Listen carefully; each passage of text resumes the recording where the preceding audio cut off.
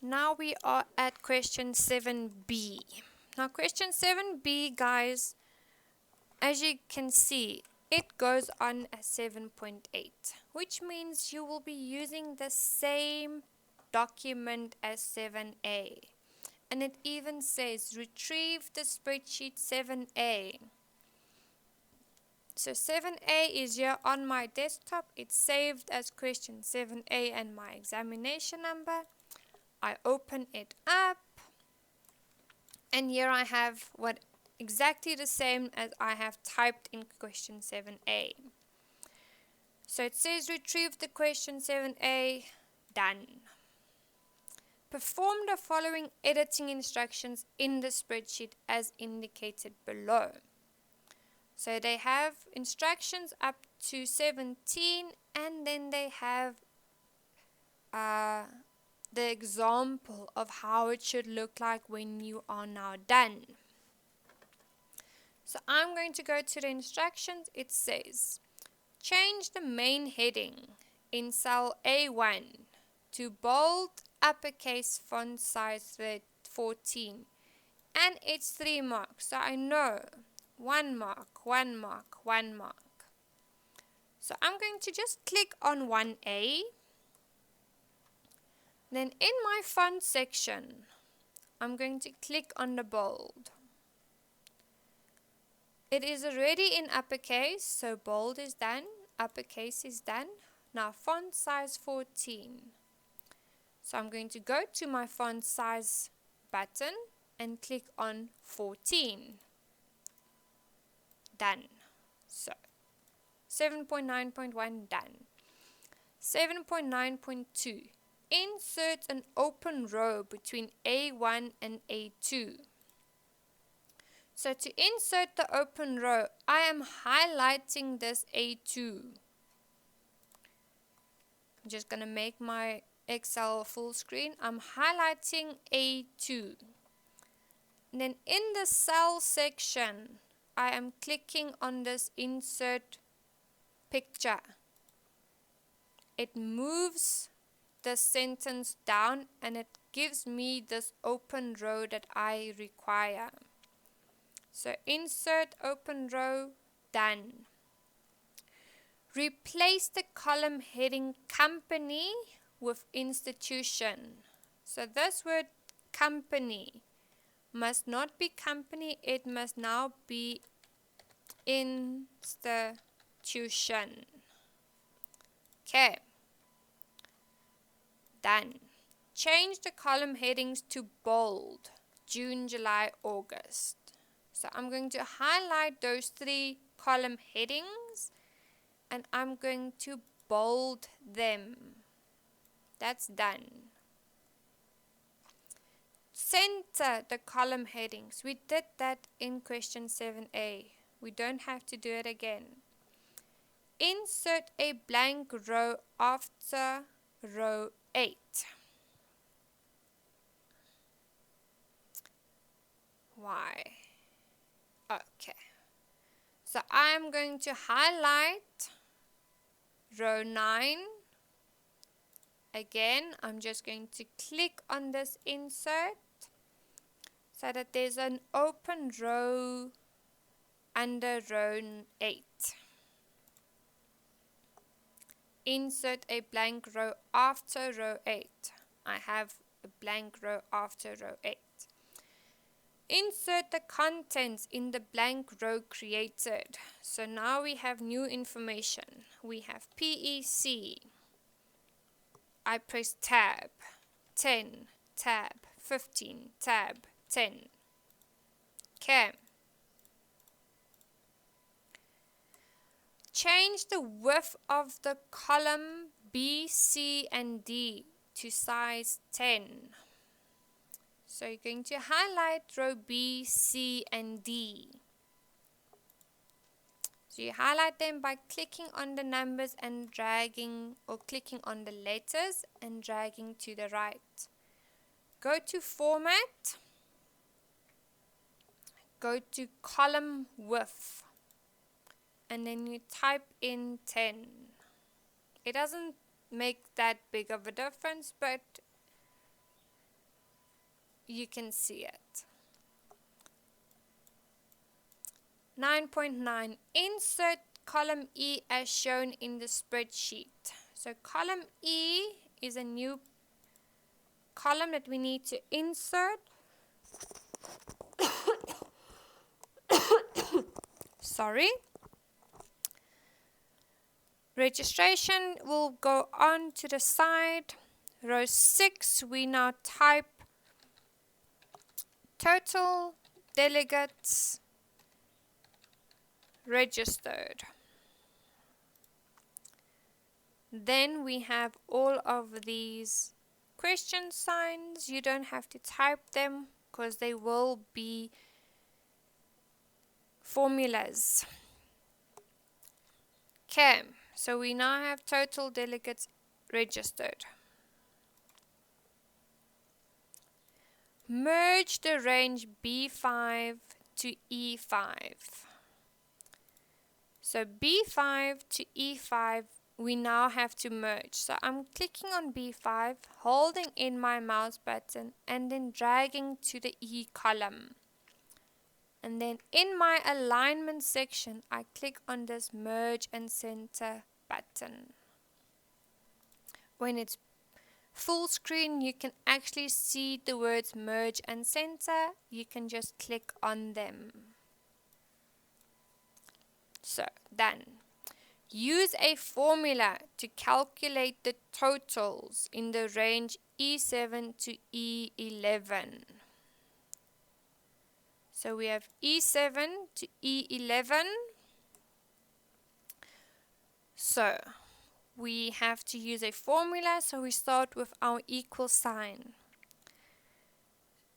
And if you guys remember, I told you, as soon as you hear the word total, the formula that is married to the word total is sum. S-U-M. Shift and 9 for an open bracket. Highlight your values. So, let me just do that one more time. Equal sign. Type in the word sum. Shift and 9 for my open bracket. Then I click on 10, not releasing my mouse button, highlighting up to 25. Shift and 0 to close my bracket, press enter.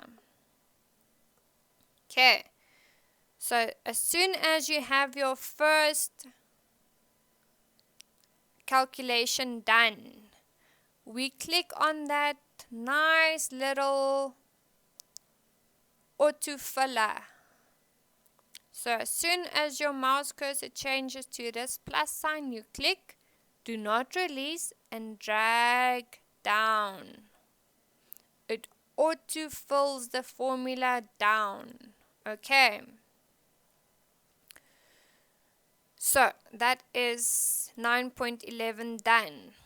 Insert the text total in A12.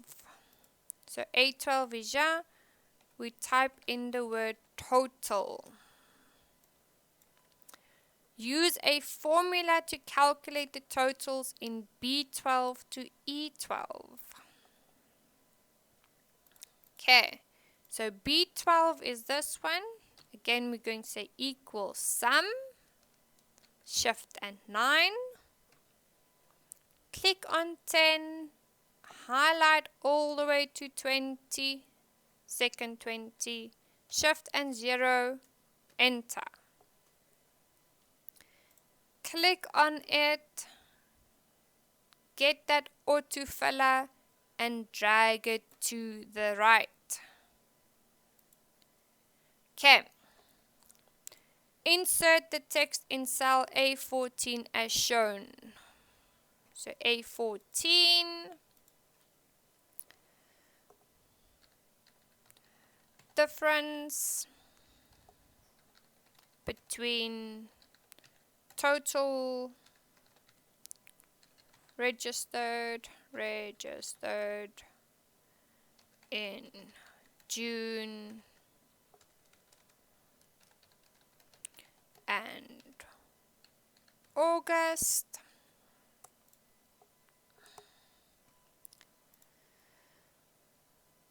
In cell C14, use the subtraction formula to calculate the difference between the delegates.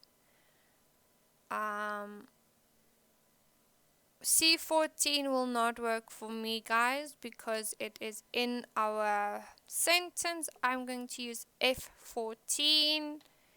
I'm going to say equal sign.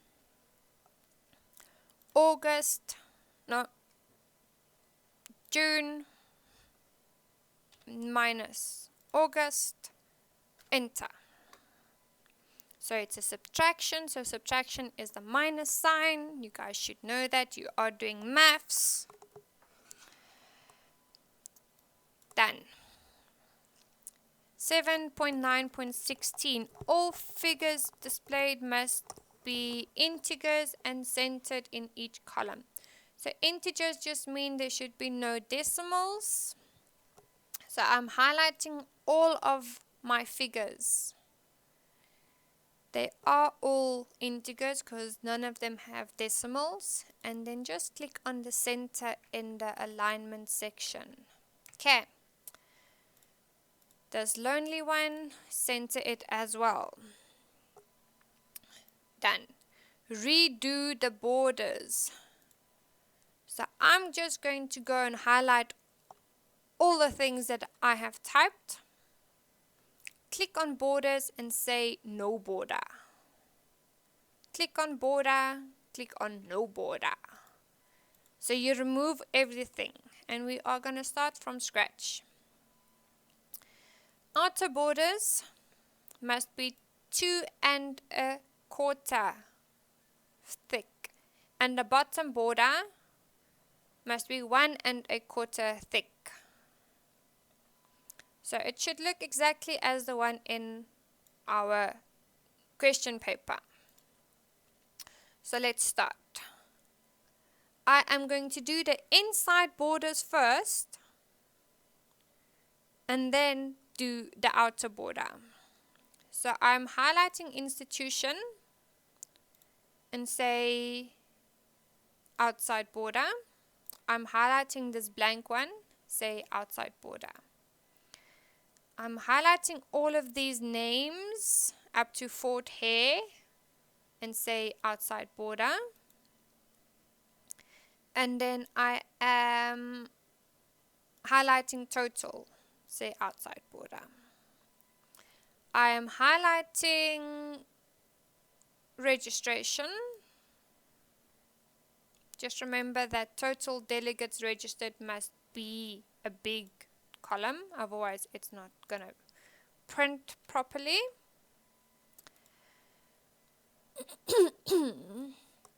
Highlighting registration and I'm outside bordering.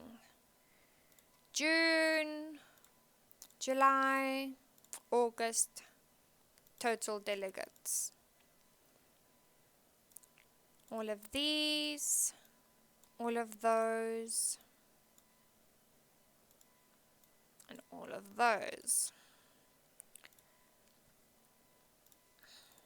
And then each total as well. Okay, so those are all the inside borders. Then for our outside border, we need to highlight from institution to 215. We are going to go to borders and then click on more borders right at the bottom. Click on this thick one and then click all on the outside of it. Click on OK. So we have done outside borders. Now in the bottom border must be a double line. Do you guys see that? This is a double line. So I'm just going to highlight the bottom one, the bottom row. Go to line style and choose this bottom border. But that's too thin. So we are going to go to more borders,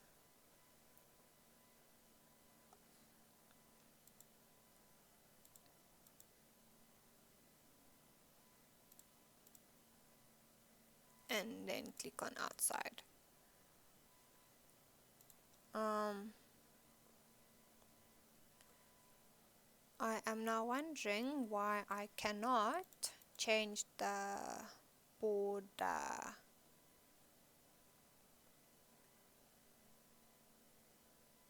size.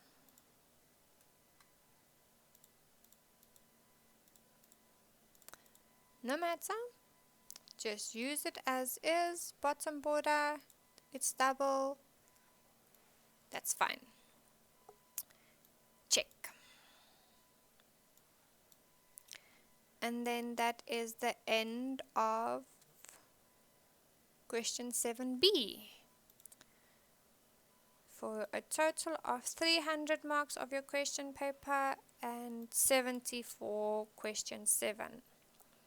Here is an example of how the question 2 answer sheet will look like, the one that you will need for your theory questions, the one that I have typed.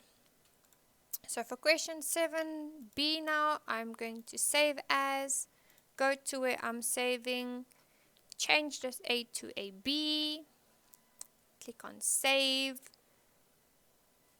go to file, go to print, click on print, and then my question paper is done.